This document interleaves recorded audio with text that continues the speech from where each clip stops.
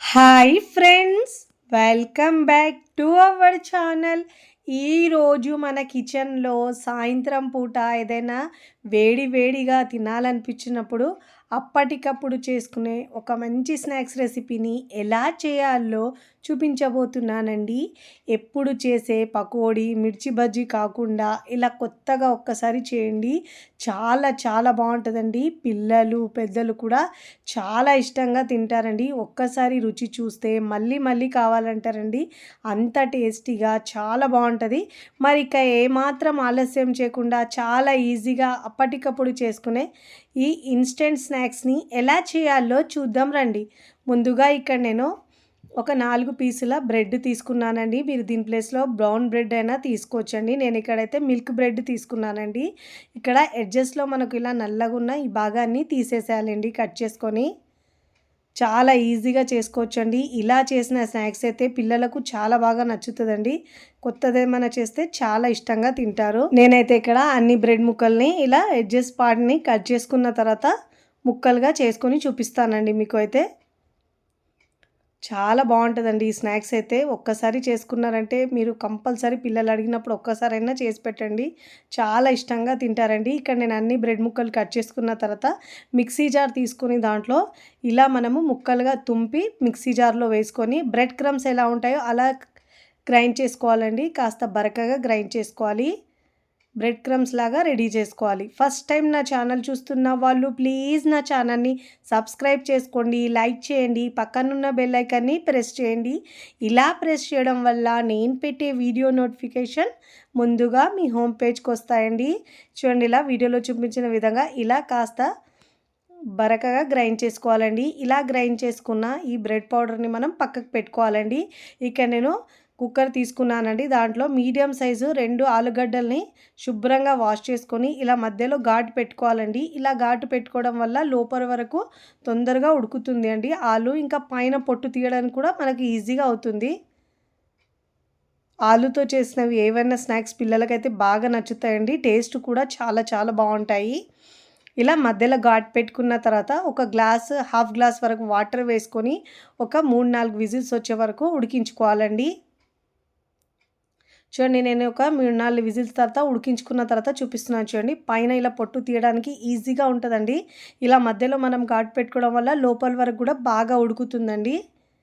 చూడండి, ఇలా పైన ఉన్న ఈ తొక్కని తీసేసుకోవాలండి. ఇలా ఆలుగడ్డ పైన తోలు తీసేసుకున్న తర్వాత దీన్ని గ్రేట్ చేసి తీసుకోవాలండి, లేకుంటే మ్యాష్ చేసి అయినా తీసుకోవచ్చు. నేనైతే ఇక్కడ ఏమి ముక్కలు ఉండకుండా ఇలా నేను గ్రేట్ చేసి తీసుకున్నానండి.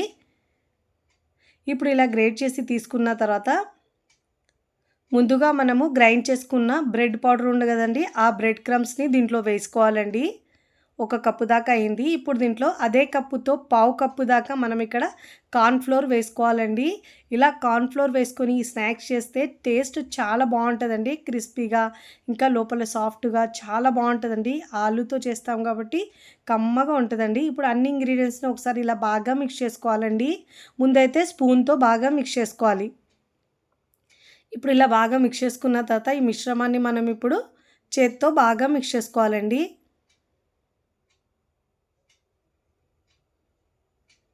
ఇప్పుడు దీంట్లో ఒక రుచికి సరిపోయినంత ఉప్పు కూడా వేసుకోవాలండి. ఆ క్లిప్ మిస్ అయిందండి, నాకు రికార్డ్ కాలేదు. అందుకే దీంట్లో మీరు ఉప్పు కూడా వేసుకోండి కొంచెము. ఉప్పు వేసుకున్న తర్వాత పిండి ఒకవేళ సరిపోకపోతే మళ్ళీ కార్న్ఫ్లోర్ వేసుకొని మిక్స్ చేసుకోవాలండి. నాకు కాస్త తక్కువ పడిందని మళ్ళీ ఒక పావు కప్పు దాకా వేసుకొని మిక్స్ చేసుకోవాలండి.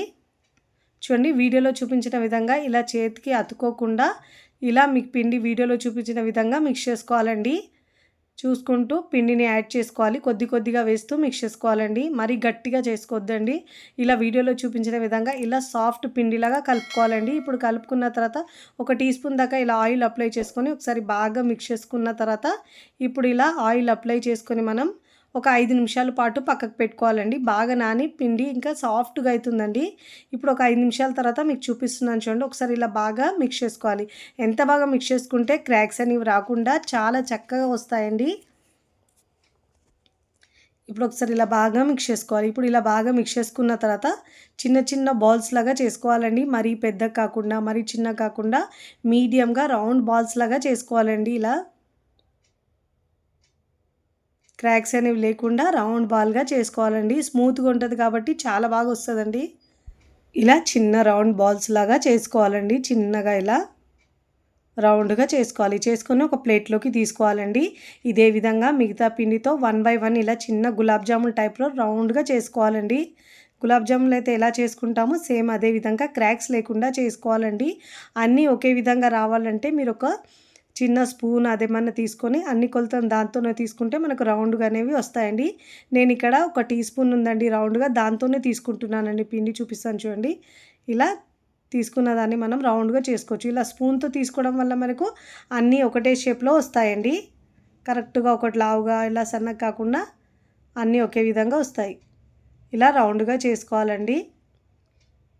అన్నీ ఇదే విధంగా నేను చేసుకున్న తర్వాత మీకు చూపిస్తాను చూడండి. నేను ఇక్కడ అన్నీ చేసుకున్నానండి. ఇక్కడ చేసుకున్న తర్వాత స్టవ్ మీద వేడి వాటర్ పెట్టుకోవాలండి. ఒక 1/2 లీటర్ దాకా వాటర్ వేసుకొని బాగా వేడి చేసుకోవాలండి. ప్యాన్లో వాటర్ వేసుకున్న తర్వాత ఇలా బాగా ఉడుకుతున్నప్పుడు ముందుగా రెడీ చేసుకున్న బాల్స్ని ఇలా వాటర్లో వేసుకోవాలండి. వేసుకొని ఒక 3-4 నిమిషాల పాటు ఉడికించుకోవాలండి. అంటే మనకు ఒక బౌల్ తీసుకొని ఇలా చేతికి పట్టుకుంటే ఇలా జిగురుతనం కాకుండా ఇలా పచ్చిగా తగలకుండా ఉండాలి. అప్పటి వరకు ఉడికించుకోవాలండి. ఒక 3-4 నిమిషాలలో ఉడికిపోతాయండి. ఎక్కువసేపు ఉడికించే అవసరం లేదండి. ఇలా మూత పెట్టేసి ఒక 2 నిమిషాలు ఉడికించుకున్న తర్వాత ఒకసారి ఇలా చూసుకోవాలండి. ఒక బౌల్ని ఇలా మనం పట్టి చూస్తేనే మనకు తెలుస్తుంది. ఉడికి ఇలా సాఫ్ట్గా స్పాంజీ లాగా వస్తాయండి.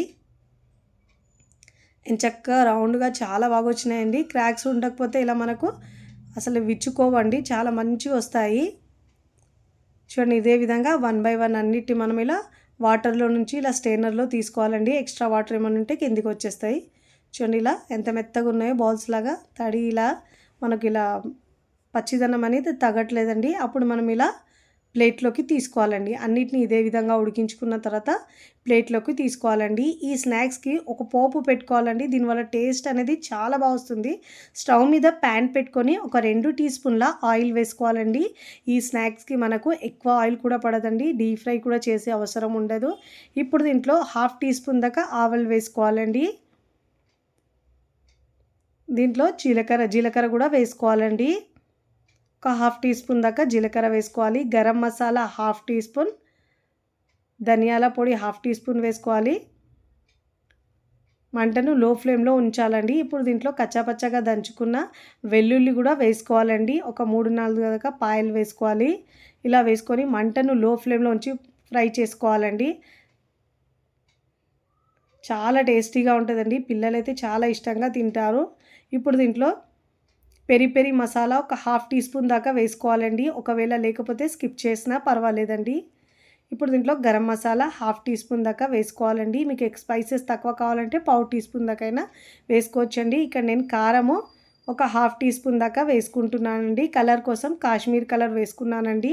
మీరు నార్మల్గా యూజ్ చేసే కారమైనా వేసుకోవచ్చండి. దీంట్లో అయితే ఒకసారి ఇలా బాగా మిక్స్ చేసుకోవాలండి. ఇప్పుడు ఇలా బాగా మిక్స్ చేసుకున్న తర్వాత ముందుగా మనము ఉడికించుకున్న బాల్స్ ఉన్నాయి కదండి, ఈ బాల్స్ని దీంట్లో వేసేసుకోవాలి. వేసుకొని మంటను మీడియం టు హై ఫ్లేమ్లో ఉంచి ఒకసారి బాగా మిక్స్ చేసుకోవాలండి. ముందైతే ఒకసారి మిక్స్ చేసే వరకు అయితే లో ఫ్లేమ్లో ఉంచాలండి.